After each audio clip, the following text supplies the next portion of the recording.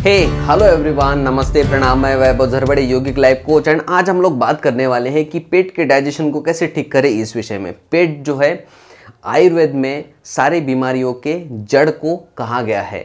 अगर आपका पेट सही से साफ नहीं हो रहा है, आपको गैसेस, ब्लोटिंग, एसिडिटी और कब्ज, कॉन्स्टिपेशन, इन सारी बीमारियों से अगर आप लोग ग्रसित है तो आपको आज की वीडियो जो है बहुत ही ज़्यादा यूज़फुल होने वाली है, क्योंकि इस वीडियो में मैं आप लोगों को बताने वाला हूँ टोटल ऐसे 6 उपाय जिसके माध्यम से आप पेट के डाइजेशन को पूरी तरीके से ठीक कर सकते हैं। और इसे हम लोगों को करना बहुत ही ज़्यादा ज़रूरी है, क्योंकि जितनी भी सारी बीमारियाँ हैं वो सारी होती हैं हमारे पेट के कारण। पेट में कहाँ से आती है? वो आती है अन्न के कारण।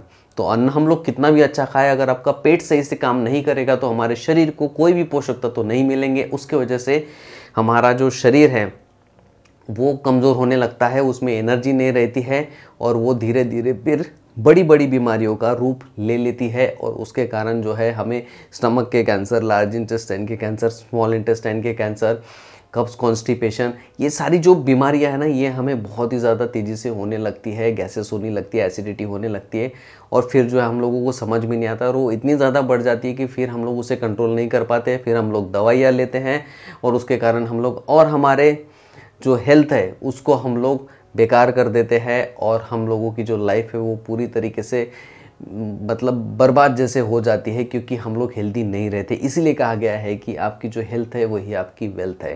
तो इसे ठीक रखने के लिए सबसे पहले आपको अपने पेट को ठीक रखना बहुत ही ज़्यादा ज़रूरी है। तो चलिए इसके बाद में हम लोग जान लेते हैं उन 6 सोल्यूशन को जिसके माध्यम से हम अपने पेट को सही कर सकते हैं, अपने डाइजेशन को इम्प्रूव कर सकते हैं। नंबर 1, फाइबर युक्त फ्रूट खाएँ, फूड्स खाएँ, सब्जियाँ खाएँ। ठीक है, जिन फ्रूट्स में सबसे ज़्यादा फाइबर की मात्रा होती है उसे अपने डेली रूटीन में ज़रूर शामिल करें। एवोकाडो हो गया, सेब हो गया, केला हो गया, अनार हो गया, इनमें भी कुछ कुछ मात्रा में फाइबर पाए जाते हैं। जो साबुत अनाज होता है उसके अंदर भी फाइबर बहुत ज़्यादा पाए जाते हैं। तो ऐसे आप लोग थोड़ा सा रिसर्च कीजिए इसके ऊपर, तो आपको समझ में आएगा कि फाइबर जो है हमारे डाइजेशन के लिए कितना ज़्यादा महत्वपूर्ण है और उसके वजह से डाइजेशन हमारा क्यों इतना इम्प्रोवाइजेशन उसमें हो जाता है। ठीक है, तो ये फाइबर जो है ये बहुत ही ज़्यादा इम्पॉर्टेंट रोल प्ले करता है हमारे डाइजेशन को ठीक रखने के लिए, अपने पेट को साफ रखने के लिए, बनाने के लिए। नंबर 2, 2 से 3 लीटर पानी पिए। अगर आप लोग हर दिन 2 से 3 लीटर पानी पीते हैं तो आप जो है अपने डाइजेशन को सही रख सकते हैं, क्योंकि हमारे अंदर जो डाइजेशन में जो क्लीनिंग का काम करता है वो करता है पानी। और पानी के अंदर कुछ ऐसे तत्व पाए जाते हैं जो कि हमारे मेटाबॉलिज्म को, हमारे पेट को, हमारे जठराग्नि को एक्टिव रखने का काम करता है और उसे डिटॉक्स रखने का काम करता है। तो इसीलिए जो है आपको अपने पानी को इंटेक जो है उसको कम नहीं करना है। अगर पानी का इंटेक आपके शरीर में कम हो जाता है तो क्या होता है? कॉन्स्टिपेशन हो जाते हैं, कब्ज की प्रॉब्लम आना शुरू हो जाते हैं, स्किन डिसीज हो जाती है। जो 5 एलिमेंट से हमारा शरीर चलता है उसमें से जल तत्व कम हो जाते हैं, शरीर पे रैशेस आना शुरू हो जाते हैं और ऐसे अन्य प्रकार की बीमारियां भी हमें हो सकती है अगर हम लोग पानी कम पीते हैं तो। ठीक है, डिहाइड्रेशन हम लोगों को होता है। तो आप लोगों को थोड़ा सा इसका ध्यान रखना है कि अपना जो पानी का जो लेवल है एटलीस्ट वो आपको मेंटेन करना है। और ये सारी बेसिक चीज़ें हैं जो कि हम लोगों को इसका पालन करना ही करना है। ठीक है, तो अगर आप लोग अच्छे से पानी पीते हैं 2 से 3 लीटर, तो आप जो है बहुत ही अच्छे से अपने डाइजेशन की केयर कर सकते हैं। उसमें भी आपको सुबह उठते ही थोड़ा सा 1 से 1.5 गिलास या 2 गिलास जितनी आपकी कैपेसिटी है उतना आपको पानी जो है ज़रूर से पीना चाहिए। इसके अलावा अगर आप लोगों को कॉन्स्टिपेशन की बहुत ही ज़्यादा समस्या है तो आप गुनगुना पानी ही पीजिए। जितना गुनगुना पानी पी सकते हैं उतनी ही अच्छे से जो है आपका डाइजेशन और भी ज़्यादा सही रहेगा। ठीक है, नंबर 3, समय पर खाएं। अगर आप लोग समय पे खाना नहीं खाते हैं तो उसके कारण भी आपका जो क्लॉक है, ऑर्गन जो क्लॉक है, आपकी जो जठराग्नि है वो सही से रिस्पॉन्ड नहीं करती है। अब कभी भी कुछ भी अपने शरीर को दोगे तो वो एक्सेप्ट नहीं करता है और उसी का जो साइड इफ़ेक्ट है, जैसे मोटापा हो गया, एसिडिटी होती है, ये उसी के कारण हम लोगों को होती है, क्योंकि हम लोग समय पर नहीं खाना खाते हैं। तो अपना एक रूटीन बना लीजिए। इसलिए हर एक चीज़ का एक रूटीन होता है, प्रकृति का एक रूटीन होता है, ऑफिस का एक रूटीन होता है, स्कूल का एक रूटीन होता है, सारी चीज़ों का एक रूटीन होता है। तो ठीक उसी तरीके से हमें भी अपने रूटीन में रहना ही चाहिए, क्योंकि यही हमें प्रकृति सिखाती है। अगर हम लोग समय से कोई भी काम नहीं करते हैं तो फिर जो है हमारा जो समय है वो भी ख़राब होना शुरू हो जाता है। और स्पेशली अन्न के लिए अगर हम लोग पर्टिकुलर चीज़ें करते हैं तो वो थोड़ा सा आप लोगों को सही से करना चाहिए, है ना। जैसे हम लोग बच्चों का भी ध्यान रखते हैं ना कि इतने इतने समय पे बच्चों को खाना मिलना चाहिए, बच्चों का ध्यान रखते हैं, ठीक हम लोगों को भी अपना ध्यान बच्चों के साथ में रखना बहुत ही ज़्यादा आवश्यक हो जाता है। और समय समय पे आप खाइए, अच्छे से खाइए, अच्छे मन से खाइए, तो उससे क्या होगा कि आपका जो मेटाबॉलिज्म है वो सही से काम करने लगेगा और वो डिस्टर्ब नहीं होगा, ठीक है।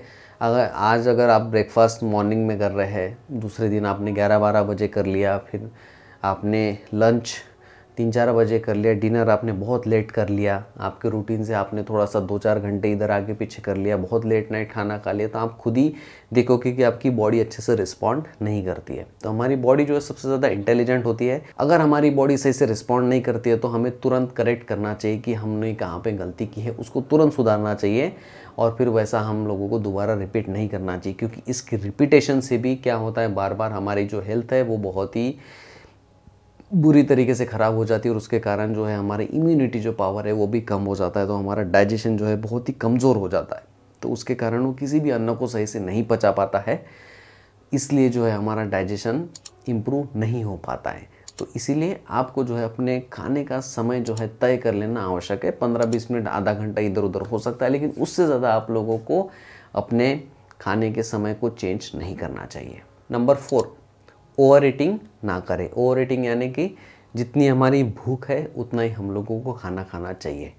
लेकिन हम लोग नॉर्मली भी, कई लोग तो स्ट्रेस में बहुत ज़्यादा खाना खाते हैं, लेकिन नॉर्मली अगर अच्छा भोजन बन गया हमारे घर पे तो हम लोग उसे बहुत ज़्यादा सेवन करने की कोशिश करते हैं। हमें ऐसा बिल्कुल भी नहीं करना चाहिए। आयुर्वेद हमारा ये कहता है कि हम लोगों को केवल आधा पेट खाना खाना चाहिए, 25% पानी के लिए रहने देना चाहिए, 25% जो है उसमें वायु रहना चाहिए, ताकि वो अच्छे से मिक्स होके अपने डाइजेशन का काम सही से कर पाए। ऐसा करने से जो है हमारे डाइजेशन के ऊपर लोड नहीं आता है और वो बहुत ही अच्छे से खाने को पचा लेता है। अगर हम लोग बहुत ज़्यादा खाना खा लेते हैं तो क्या हो जाता है, हम लोग गले तक खाना खा लेते हैं तो उसके अंदर जो पानी का जो इंटेक है वो उसमें एब्जॉर्ब नहीं हो पाता है, उसके कारण वो डाइजेस्ट नहीं हो पाता है और उसमें वायु भी नहीं आ पाती, जिसके कारण वो अच्छे से डाइजेशन कर पाए। तो उसी के वजह से जो है हमारे शरीर में और भी ज़्यादा समस्या होना शुरू हो जाती है। तो आप जितना कम खाओगे, जितना शरीर को चाहिए, अगर आप लोग उतना ही खाओगे ना, तो आप कभी भी बीमार नहीं पड़ोगे और आपका डाइजेशन कभी कमज़ोर नहीं होगा। इसलिए आधा पेट आप लोगों को खाना खाना चाहिए। ये एकदम थंब रूल बना लीजिए अपने जीवन का, अगर आप लोग एक अच्छी और हेल्दी लाइफ जीना चाहते हैं और अगर आप लोग बहुत ज़्यादा कॉन्शियस है तो। नहीं तो जो है फिर हमारा डाइजेशन कभी ठीक नहीं हो पाएगा। और हमारी सभी की जो एज है धीरे धीरे बढ़ रही है और हम लोगों की लाइफस्टाइल इस तरीके से बनी हुई है कि हम लोग चाह कर भी ना चाह कर भी कुछ चीज़ों को अवॉइड नहीं कर सकते। कुछ ना कुछ हम लोग ऐसा खा ही लेते हैं, हमारे कुछ ना कुछ ऐसा बन ही जाता है, तो उसके कारण हमें समस्या होने के चांसेस बढ़ जाते हैं। तो थोड़ा थोड़ा खाओगे ना तो आपको ज़्यादा समस्या नहीं होगी, गारंटेड, ठीक है। क्योंकि हमारे ऋषि मुनियों ने भी ये कहा है और इसके बहुत सारे एक्सपेरिमेंट भी हुए हैं और आज भी बहुत सारे लोग इसके ऊपर एक्सपेरिमेंट कर रहे हैं। और जो लोग आधा पेट खा रहे हैं उनकी हेल्थ जो है बहुत ही अच्छी है, वो हमेशा एक्टिव और एनर्जेटिक रहते हैं। इसीलिए आपको जो है ओवर ईटिंग नहीं करनी है। नंबर 5, व्यायाम करें। एक्सरसाइज में आप जो है किसी भी तरीके की एक्सरसाइज आप कर सकते हैं, लेकिन सबसे अच्छी जो एक्सरसाइज होती है वो होता है योग। योग में भी आप डाइजेशन के लिए कुछ प्राणायाम कर सकते हैं, कुछ आसन होते हैं योगासन में जिनका आप उपयोग कर सकते हैं। तो उसके ऊपर भी वीडियो डिटेल में बनी हुई है, आप उसके जाके देख सकते हैं। और जो इसके अलावा अगर ये दोनों नहीं हो पा रहा है आप लोगों से तो आपको वॉक ज़रूर करना चाहिए। 30 मिनट मॉर्निंग में, 30 मिनट इवनिंग में मिनिमम जो है आपको वॉक ज़रूर से करना चाहिए। उससे ब्लड सर्कुलेशन भी सही होगा, आप में के अंदर एक्टिवनेस भी आएगी, सारे मसल्स भी स्ट्रांग होगी और आपको जो है बहुत अच्छा महसूस भी होगा, हल्कापन महसूस होगा, गैसेस जो है वो भी पास हो जाती है। तो आपको जो है हर दिन व्यायाम ज़रूर से करना चाहिए। 20 से 25 मिनट आपको दिन के मिनिमम निकालने चाहिए। मैं मिनिमम की बात कर रहा हूँ, वैसे तो आपको हर दिन 1 से सवा घंटा अपनी हेल्थ के लिए ज़रूर देना चाहिए। अगर आप अभी हेल्थ के ऊपर इन्वेस्ट नहीं करोगे तो बदले में आपको कुछ भी नहीं मिलेगा। जैसे पैसे हम लोग इन्वेस्ट करते हैं तो उसमें हम लोगों को रिटर्न मिलता है। जब आप लोग हेल्थ के ऊपर कुछ काम कर ही नहीं रहे हो तो आपको रिटर्न में कुछ भी नहीं मिलेगा। इन्वेस्टिंग ही नहीं करोगे आप तो फिर आपको कैसे मिलेगा।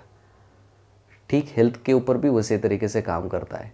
तो आप थोड़ा सा कॉन्शियस हो जाइए अपनी हेल्थ को लेके, क्योंकि बहुत सारी चीज़ें जो है अच्छी नहीं मिल रही हैं हम लोगों को, तो जितनी मिल रही है उसके साथ में इन सारी चीज़ों के अगर कॉम्बिनेशन के साथ में हम लोग करते हैं तो हमारा डाइजेशन जो है बहुत अच्छे से काम करने लगेगा। And number 6 and most important, चबा चबा कर खाए। ये मोस्ट इम्पॉर्टेंट पॉइंट है डाइजेशन का। डाइजेशन के ऊपर पूरी प्लेलिस्ट एक मैंने बनाई है, उसमें समझाया है कि मैकेनिकल डाइजेशन क्या होता है और केमिकल डाइजेशन जो क्या होता है। तो जो मैकेनिकल डाइजेशन होता है उसका सबसे पहला जो पॉइंट है वो यही है कि हम लोगों को चबा चबा कर भोजन करना चाहिए। आयुर्वेद भी यह कहता है कि आपको खाने को पीना चाहिए और पानी को खाना चाहिए, ताकि अच्छे से सलाइवा जो है उसके अंदर मिक्स हो जाए। यानी कि खाने को इतना ज़्यादा चबाना चाहिए कि वो पानी वाले फॉर्म में आ जाए, लिक्विड वाले फॉर्म में आ जाए, इतना अच्छे से टूट जाए वो मुंह में, तभी जो है उसका अच्छा इम्पैक्ट जो है हमारे डाइजेशन के ऊपर होता है। नहीं तो अगर स्टार्टिंग ही उसकी सही से नहीं हुई मैकेनिकल डाइजेशन की, तो जो है एंड भी उसका सही से नहीं हो सकता है, स्पेशली जब हम लोग अन्न खाते हैं तो, क्योंकि उससे कई ज़्यादा प्रेशर जो है हमारा पूरा शरीर लगा देता है उस अन्न को पचाने में, फिर नीचे तोड़ने में, फिर उसके केमिकल रिएक्शन होते हैं, फिर सारा पोषक तत्वों को एक्सट्रैक्ट होता है और फिर वो ब्लड के थ्रू जो है पूरे शरीर में फैलता है। तो ये जो प्रक्रिया है इसके ऊपर बहुत ज़्यादा एनर्जी हमारी खप जाती है और फिर हमारे शरीर को उतने अच्छे से पोषक तत्व भी नहीं मिल पाते हैं जैसे मिलने चाहिए। ठीक है, तो ये थे टोटल 6 पॉइंट जिसके माध्यम से हम लोग अपने डाइजेशन को इम्प्रूव कर सकते थे। ये थे एकदम बेसिक 6 पॉइंट। ये मैंने बहुत बार वीडियो में अलग अलग तरीके से बताया है। अगर आप लोग केवल इतना ही कर लोगे ना अपने डेली रूटीन में, तब भी जो है आप अपनी पेट की हेल्थ को ठीक रख पाओगे, मेटाबॉलिज्म को अच्छे से बना पाओगे, अपनी जठराग्नि का ध्यान रख पाओगे। अगर आप लोग ये नहीं करोगे तो आप कितना भी अच्छे से खाना खाइए, आपका डाइजेशन कभी ठीक नहीं होगा। ठीक है, तो हमारी हेल्थ हमारी सबसे पहली प्रायोरिटी होनी चाहिए, उसको ध्यान में रखते हुए ये बेसिक चीज़ें हैं जो कि डेली रूटीन में आपके बहुत ही ज़्यादा काम में आने वाली है। ठीक है, तो आई होप ये जो वीडियो है आप लोगों के लिए बहुत ही ज़्यादा यूज़फुल होगी। इस वीडियो से संबंधित, हेल्थ से संबंधित, ध्यान से संबंधित, मन से संबंधित अगर आपके मन में कोई भी प्रश्न है तो आप लोग मुझे नीचे कमेंट्स करके ज़रूर से बताएं। इस वीडियो को एंड तक देखने के लिए आप सभी लोगों का बहुत बहुत धन्यवाद।